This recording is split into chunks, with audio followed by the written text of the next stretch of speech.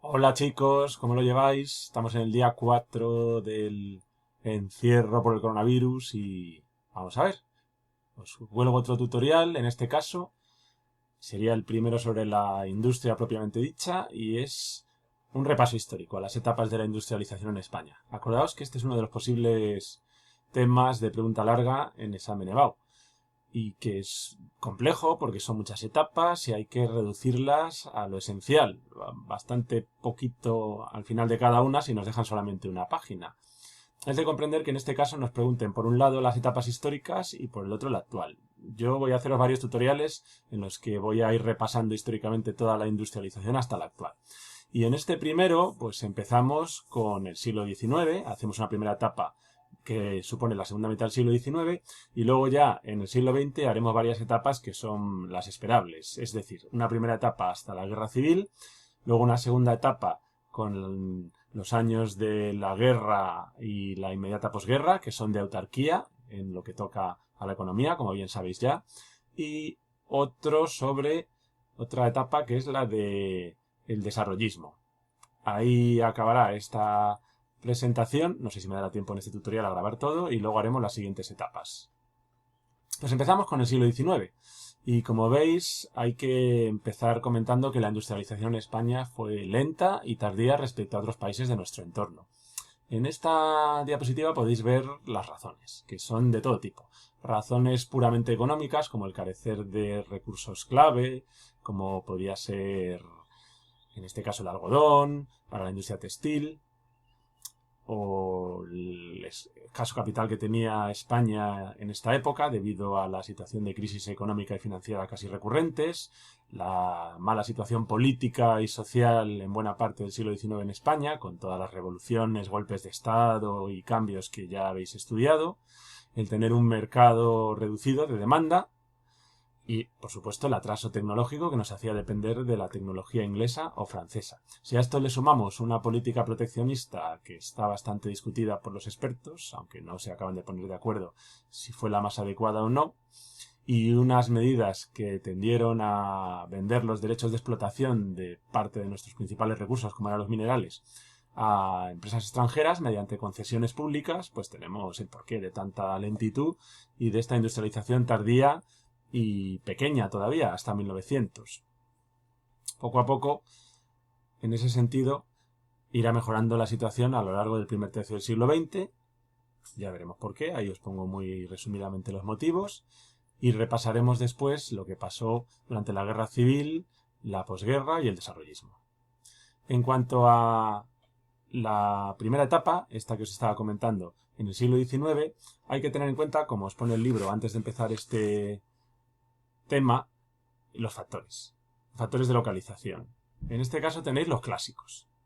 Proximidad a materias primas y fuentes de energía, un mercado de consumo amplio, abundante mano de obra, unos buenos sistemas de transporte, capital disponible, infraestructuras, equipamientos y servicios auxiliares, y luego una política industrial que dé incentivos y establezca como prioridad la industrialización.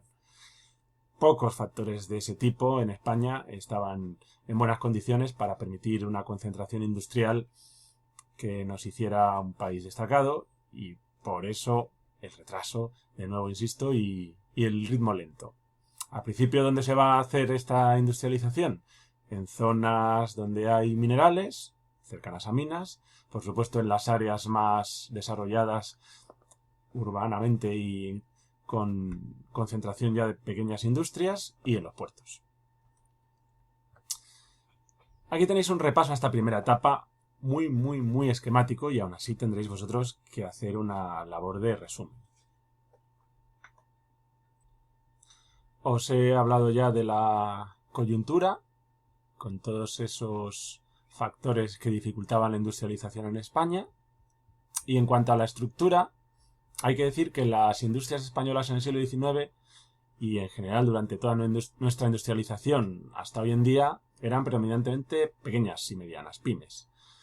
En el caso que nos ocupa del siglo XIX, los sistemas tendían a ser tradicionales. Predominaban las industrias de bienes de consumo. Al principio, textiles y siderometalúrgicas, más tarde algo más variadas. Y el proteccionismo, pese a todo, pues hizo que fueran viables en el caso de Cataluña y en el País Vasco, con mayores garantías respecto a la competencia de otros países como Inglaterra y Francia. Había algunas grandes industrias de sectores básicos, más competitivas, pero escasas. A finales del siglo XIX, por ejemplo, podemos hablar de los altos hornos de Vizcaya y de Bilbao, o de industrias catalanas textiles, como la industria Bonaplata, de la familia Bonaplata. Y lo que sí que teníamos era abundante mano de obra, poco cualificada y sin apenas legislación laboral. La tecnología venía del exterior, el capital a veces en buena medida también, y por eso éramos un país claramente periférico. Insisto, los sectores al principio solamente el textil y el sidermetalúrgico. ¿Dónde? Pues el textil en Cataluña y el sidermetalúrgico pasó por varias etapas. ¿Cataluña por qué? En cuanto al textil, pues porque ahí sí había capitales, porque esa burguesía catalana con capital decide invertir en industrias que transformen el algodón que llegaba del extranjero o de las colonias en prendas de vestir, importando para eso maquinaria inglesa y porque tenían abundante mano de obra para ello. Y un mercado en cierto modo cautivo por el proteccionismo, que era el mercado español, tanto peninsular como colonial. Pues aquí tenéis las lanzaderas volantes de la industria textil catalana que hicieron ricos allí a importantes burgueses como los Bonaplata. Como os pongo en esta diapositiva, fue el entorno de Barcelona donde se concentró todo este complejo de industrias textiles. El carbón que no había en Cataluña se traía desde fuera, o bien desde Asturias o incluso desde Gales, lo que encarecía bastante la producción y la hacía poco competitiva respecto a, por ejemplo, el textil inglés. Cronológicamente fue la década de 1830 cuando empezó, pero hasta la segunda mitad del siglo XIX no logró tomar un importante desarrollo. Aquí veis imágenes de cómo la mayoría de la mano de obra era femenina en estas fábricas textiles y ejemplos de fábricas catalanas como la de Aymerit, Amat y Jover. Pero es la siderurgia la que cobra más desarrollo en la segunda mitad del siglo XIX, a pesar de que al principio había sido Málaga y un poco Huelva, donde se trató de llevar a cabo un primer desarrollo siderúrgico sin ningún éxito, dado que allí no había carbón.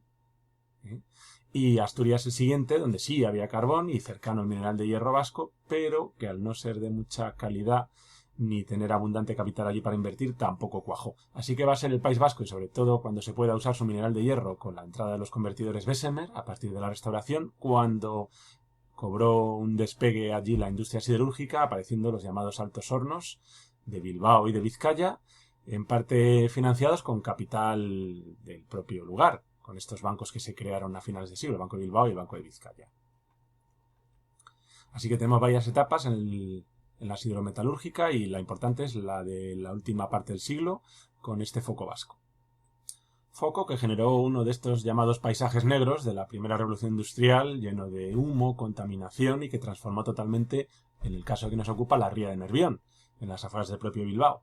Como este tipo de industrias luego ha sufrido reconversión, han sido las llamadas maduras y se han deslocalizado y marchado a otros países, la ría del Nervión ha sabido en este caso reconvertirse a otras actividades y ofrece un aspecto radicalmente distinto hoy en día, con el Museo Guggenheim como portaestandarte de este cambio.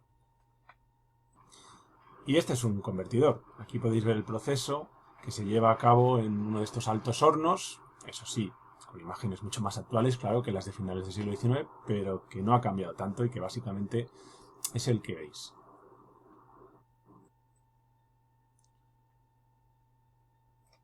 Bueno, para acabar con este primer periodo, simplemente añadamos que el índice de producción industrial subió lentamente, pero a pesar de todo, respecto a 1850, momento en el que era escasísima la industrialización en España, en 1900 podemos decir que se había multiplicado por 4. Ahora, viendo el mapa que tenéis aquí, podéis haceros una idea de que solamente había dos focos importantes, que son los que hemos explicado. El foco textil catalán y el foco siderometalúrgico vasco. Madrid, Valencia y focos menores como el asturiano o alguno andaluz estaban bastante lejos de estos dos y al acabar el siglo todavía incipientes. Si hacemos un repaso a los sectores y los vemos geográficamente, como pasa en este mapa de finales del siglo XIX, podréis comprobar que en Cataluña es el textil el que destaca con diferencia, y en el País Vasco sería lógicamente la metalúrgica y las industrias en general de ese tipo, y en el resto de España serían las de alimentación, aunque estaban bastante más atrasadas. La segunda etapa es mejor. Hay un crecimiento más sostenido y más rápido por diversos motivos. Uno de ellos, la repatriación de capitales desde Cuba y en general de las colonias tras el desastre del 98. También el cambio en la política minera. Dejamos de exportar mineral y empezamos nosotros a, en ese sentido, autoabastecernos más, sobre todo de carbón, lo que va a hacer que tenga un auge la minería del carbón nacional. También porque nos van llegando, como ese convertidor Bessemer, avances de la segunda revolución industrial, avances tanto en maquinaria como en procesos productivos, como el Fordismo, porque nos beneficiamos de la neutralidad que tiene nuestro país en la Primera Guerra Mundial, exportando numerosos productos y obteniendo beneficios de ello, porque continúa el proteccionismo industrial y sobre todo una activa política en la época de Primo de Rivera de construcciones de obras públicas de todo tipo que requerían de productos industriales y que suponen un aumento en la demanda interna, de cemento, de metal, etcétera, etcétera. El sistema fordista poco a poco se va introduciendo, aparece el motor eléctrico, el motor de explosión, ya son más importantes las industrias básicas que las de consumo y se concentran básicamente en el eje mediterráneo, con Barcelona como principal núcleo y Valencia como núcleo secundario, y por supuesto en el eje cantábrico, con el País Vasco de principal núcleo y Asturias de núcleo secundario. Madrid también va adquiriendo desarrollo industrial, con eléctricas, industrias químicas, de transformación, etcétera, y junto con estos sectores aparecen otros también nuevos, como el papel, y un gran boom de todo tipo relacionado con la alimentación. Hay más grandes empresas que en la etapa anterior y más población ocupada. De hecho, se dobla, ¿no? Del 15 al 31% pasa a ser la población ocupada en el sector secundario respecto al total. La industria, como veis, se sigue concentrando en los mismos tipos de lugares que en la primera etapa. Áreas portuarias, en este caso Barcelona, Valencia y puertos del Cantábrico. Áreas cercanas a los yacimientos, como digo, Asturias, Cantabria, sobre todo el País Vasco. Y las grandes áreas urbano-industriales, como Barcelona o Madrid. Hay mucho desequilibrio y el resto del país apenas está industrializado. En este gráfico se puede ver perfectamente cómo la participación de la industria en el Producto Interior Bruto, si no se dispara, se ha aumentado a un ritmo claramente mayor entre 1900 y 1930. Sin embargo, la participación de la industria en la ocupación tiene sobre todo un aumento más claro en el siglo XIX, dado que era una industria que necesitaba mucha mano de obra entonces, y es menor el aumento en este segundo periodo que estamos viendo.